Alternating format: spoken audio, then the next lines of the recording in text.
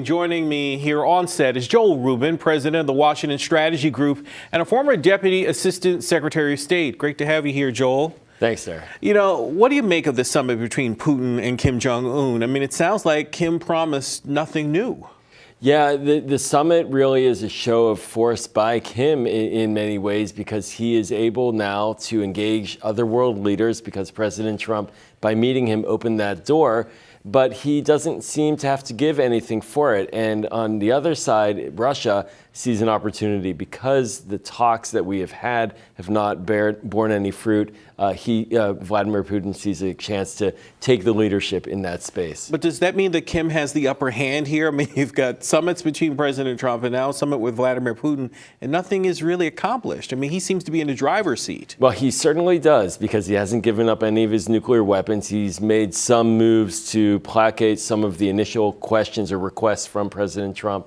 But the question really is, what is he looking for? And President Trump seems to be articulating that he could provide economic benefits to Kim. Kim doesn't seem to be interested in that. Kim wants more. He wants security guarantees. He wants regime preservation. He wants a guarantee that nobody down the road is going to take him out. And that seems to be where he's going with Russia in these talks as well. But what kind of security guarantees is he looking for? I mean, is he looking for, some sort of promise from the U.S. that it won't attack it? Yeah, I mean, if you look at what he has been concerned about recently, he's been concerned about American military exercises with South Korea. He's been concerned about American troops being stationed there. He's concerned about John Bolton in the White House talking about regime change. And he's also concerned about an internal rebellion. So he is looking for a variety of hard guarantees and commitments by the United States and other countries to not support any of those actions against him. But the U.S. and President Trump particularly is exercising great restraint over Kim, right? I mean, if the U.S. really wanted to, it could really squash North Korea. Well, that's really a big question. Now, the President Trump, a year or so ago, when he was talking about fire and fury, did sound like he was threatening military action, but that's a losing scenario, because South Korea is staring right at the barrel of thousands of guns from North Korea pointed at them. We don't want to put Seoul at risk. And so President Trump rightly has engaged in diplomacy. The problem is that he's doing it on his own, and unilateral diplomacy opens up the opportunity for third actors, like we're now seeing with Russia, to come in to start to try to get their benefits out of it, and the U.S. being at the side. Yeah. Well, Joel, stay with me, because I want to get your take on Sri Lanka, where there are now fresh fears of additional terror attacks following the Easter Sunday suicide bombings. Israel and the U.S. are two of the countries calling their citizens home. They're also warning potential travelers to rethink their trips. Our Washington correspondent, Shayna Stulin, has details. Israel on Thursday issuing a warning to Israeli travelers in Sri Lanka, telling them to leave as soon as possible, and anyone planning a visit to that country to cancel their trip. Israeli officials cited a high and concrete chance of another terror attack. The U.S. Embassy in Sri Lanka, in a tweet Thursday, also warned that places of worship could be targeted over the coming weekend. In addition to Israel and the United States, several other countries, including China, are warning away their citizens. Also on Thursday, the Sri Lankan Health Ministry revised down the number of victims to about 250, blaming earlier higher estimates on a calculation error. Most of those killed were Sri Lankan, according to officials, though foreigners too were among the dead. Sri Lankan officials blamed a local extremist group, but say they may have had outside help. Islamic State has since taken credit for the attacks. Police say they have arrested dozens of people, but Sri Lanka's government is being blamed for ignoring credible warnings an attack may have been imminent. It's now sparked a wave of high-level resignations, including of the defense minister. On Thursday, according to reports, the father of two bombing suspects was arrested on suspicions he had aided his two sons.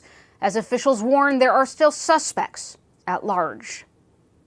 Shayna Stulin reporting. Back with me is Joel Rubin, former Deputy Assistant Secretary of State. And Joel, the intelligence must be pretty specific for multiple countries to then decide to, warn its residents about traveling to Sri Lanka. Yeah, Derek, this is a dynamic that is very troubling. I personally have been to Sri Lanka. I have family there. My wife is, her family's originally from Sri Lanka.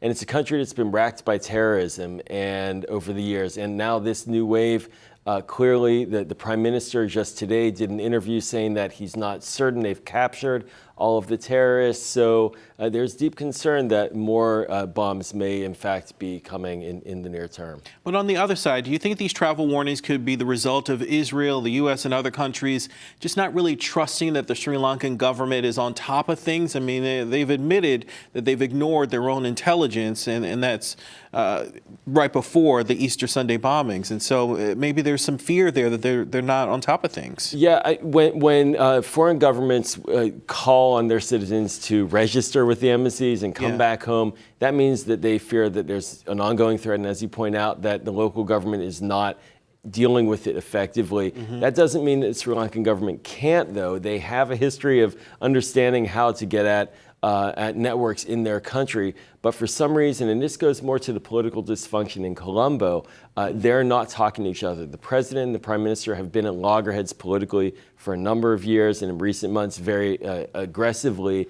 And there's been a collapse of communication within the government. And Sri Lanka is saying that they have evidence or at least intelligence of a new potential terror threat. But that's curious to me.